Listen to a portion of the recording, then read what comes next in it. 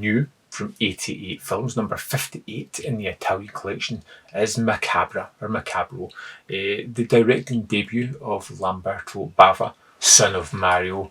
And I was kind of curious about this one. Going into it cold, knowing nothing, it took me a long while to kind of figure out what this movie really was, because it doesn't out and out tell you straight away. It is set in New Orleans. It is apparently based on some real stories, real things that happened there. And we meet the character of Jane. And this was one of the things that really kind of put me in the back foot, unsure of where the movie was heading, because at the start we see her husband and her two kids, her daughter and her younger son, and she makes a phone call as soon as her husband leaves, creating a rendezvous with a man at some point, and she just leaves her two kids, the oldest girl in charge, and runs away to have her fling.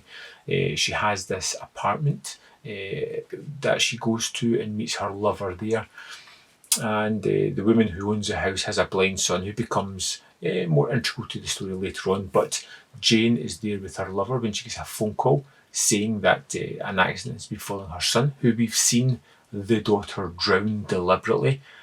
And you have these characters who you just don't like. You've got a really bad mother. You've got a horrible sibling. You've got a family that's just broken at the start of this, as Jane is trying to rush home to see what has happened to her son. They get in an accident and her lover is killed as well. And we kind of jump a year later to where she's got out of an asylum. She's got back into society. Her relationship has broken down. She's moving back into that apartment that she had. The woman who owned it has died, and now it's just her blind son, Robert, who is there.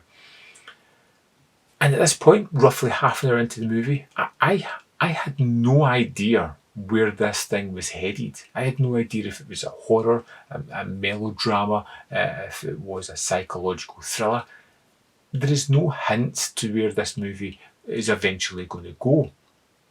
Then we start to hear, in Robert's perspective, of Jane and her dead lover going at it almost every night, and the movie kind of goes from there.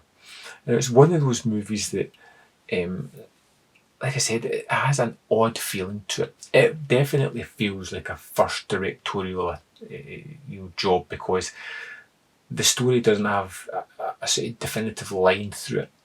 It kind of meanders to a kind of point, a genre point, and then continues from there when we know what's going on. Almost said it there. I don't want to spoil it for you guys. I really liked a couple of the performances that we have here. Jane was particularly good. Robert, the blind guy that owns the house, was great as well. The standout for me was the daughter, who comes back into this story and is nothing more than one of the most horrible depictions of a child I have ever seen in my entire life. But it ties into the movie later on, as you realise that she has some very deep-seated similarities to her mother, especially their mental faculties, as she just seems to want to torture her mother constantly, and is extremely good at trying to push her mother over the line to have another psychotic break if she possibly can. Macabre was an extremely weird and unsettling movie. It was one that I could easily have turned off after half an hour, because it felt as if it was meandering, but it eventually puts all that good work at the start, which you didn't realise, towards a really great kind of conclusion to this one. Although it does feel a little bit one note, you kind of realise at one point what's happening here, and you're just waiting for everybody else to find out and the carnage to kind of hit the fan. And when it does, it's really fun. The only thing that the movie has that's just a little bit, I'm not sure about that, is the final kind of shot in the movie, which is, as a genre fan, was just wonderful, but in a story sense, never really quite made sense, but repurposes a lot of what we've seen going on in the movie already. I ultimately liked Macabre. It took me a while to get there, but I did get there. I understand why the filmmaker did some of the things he did, but it definitely feels like a first directorial debut. It's something that he would tighten up on later on in these other movies as well. I can honestly say that this was a fun watch.